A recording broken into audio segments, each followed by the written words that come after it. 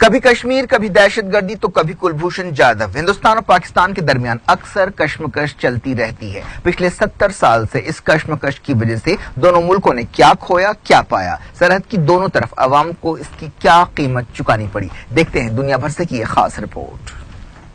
کلبھوشن جادھو کی سزائے موت پر ماحول ایک بار پھر گرما رہا ہے۔ ہندوستان پاکستان بات چیت شروع ہونے کی کوئی امید تھی تو اس پر اوس پڑ چکی ہے۔ حالات پھر وہیں جا رہے ہیں جہاں پٹھان کوٹ یا اڑی حملے کے وقت تھے۔ اگر جادھو کو پھانسی دی گئی تو کوئی بڑا دھماکہ ہو سکتا ہے۔ دائیں بازو کا حکمراں ٹولہ اس آگ میں اپنی روٹیاں سیک سکتا ہے۔ پڑوس کے شریفوں کے لیے بھی یہ گھاٹے کا سودا نہیں ہوگا۔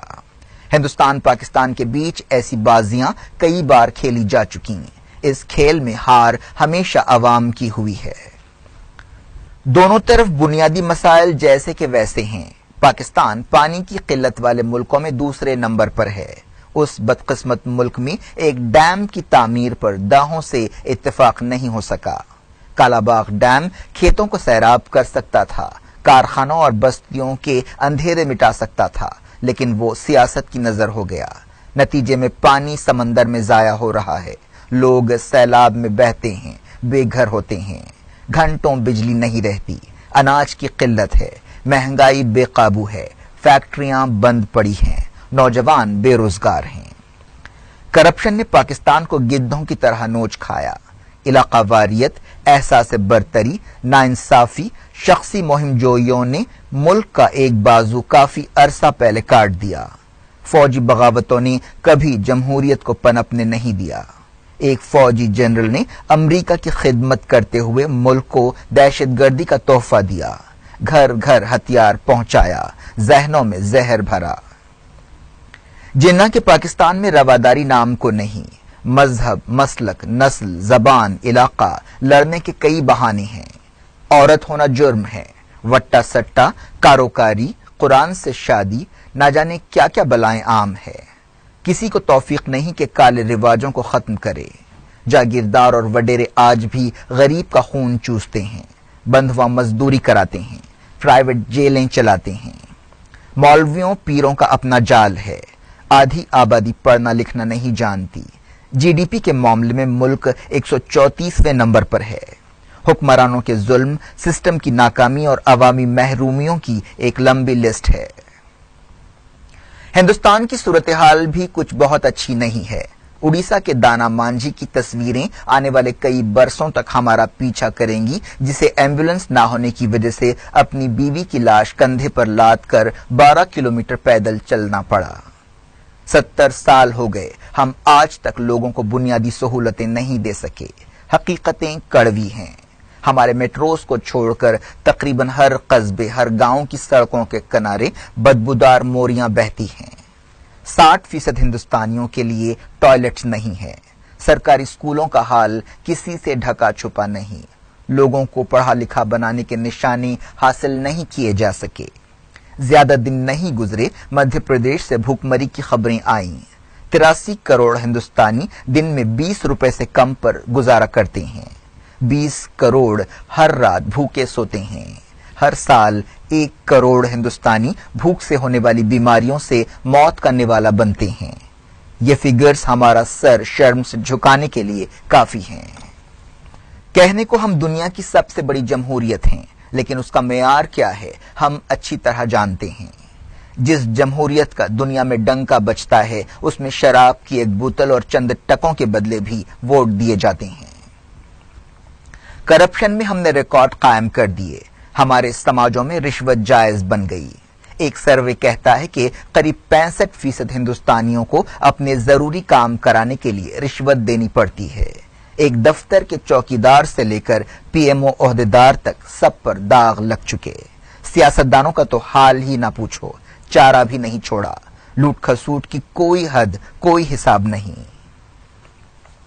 ان سچائیوں کی روشنی میں ہندوستان اور پاکستان کا نیوکلیئر طاقت کہلانا صدی کا لطیفہ ہے۔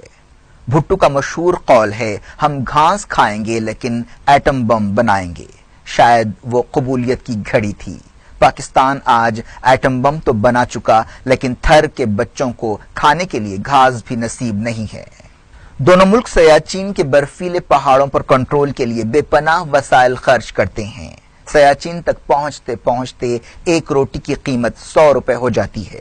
हिंदुस्तान सियाचिन पर हर साल $300 मिलियन खर्च करता है। जानों का नजराना अलग। पाकिस्तान भी ऐसी ही कीमत चुका रहा है। हाल ही में डिफेंस बजट में 10% का इजाफा किया गया। पाकिस्तान भी अवाम का पेट काट कर डिफेंस पर खर्च करता है। दिल्ली और इस्लामाबाद की ये तरजीहात मुजरिमाना है। हिंदुस्तान और पाकिस्तान अगर दुश्मनी के बजाय अमन की राह अपनाएं तो सबका भला हो सकता है। क्या ये सितम नहीं है कि 3000 किलोमीटर की सरहद रखने के बावजूद दोनों मुल्क दुबई के रास्ते से बिजनेस करते हैं। हिंदुस्तान अपनी आलमी तिजारत का आधा फीसद हिस्सा भी पाकिस्तान से नहीं करता। हिंदुस्तान पाकिस्तान को सस्ती बिजली दे सकता है।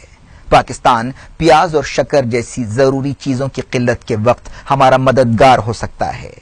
आपसी तिजारत बढ़ने से लोगों की जिंदगियां आसान हो सकती हैं। जब आलमी जंगें लड़ने वाले यूरोपीय मुल्क जो अलग अलग जबानें और तहजीबें रखते हैं यूरोपीय यूनियन बना सकते हैं, तो क्या हम अपने फायदे के लिए एक दूसरे के साथ धंधा भी नहीं कर सकते? हमारे बीच तो इतना कुछ एक जैसा है। हमारी जबान एक है, रहन सहन एक है, तारीख एक है। हमने तो आलमी जंगें भी नहीं लड़ी।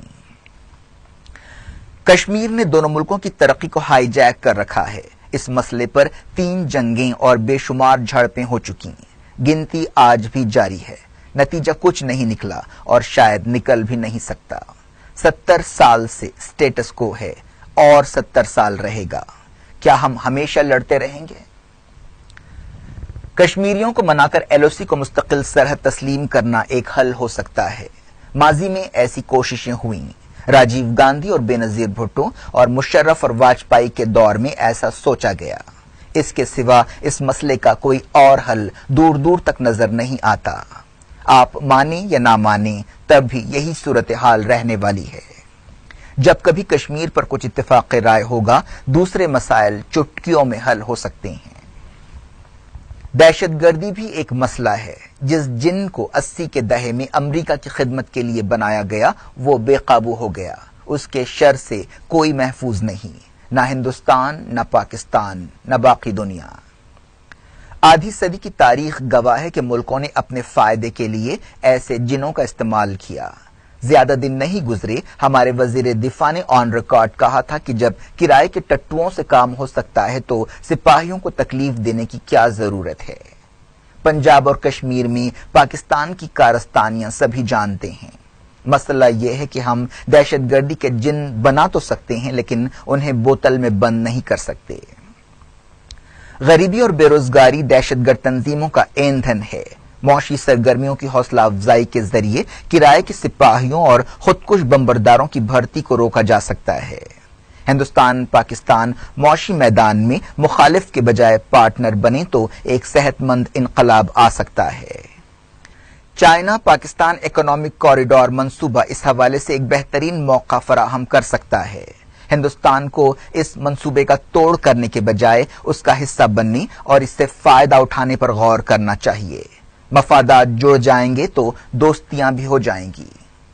मोदी हुकूमत की पाकिस्तान पॉलिसी में कई झोल हैं। कभी हलफबरदारी तकरीब में नवाज शरीफ को बुलाया गया और कभी अचानक शादी के घर पहुंचा गया, तो कभी सर्जिकल स्ट्राइक्स की गई और फौजें आमने सामने हुई।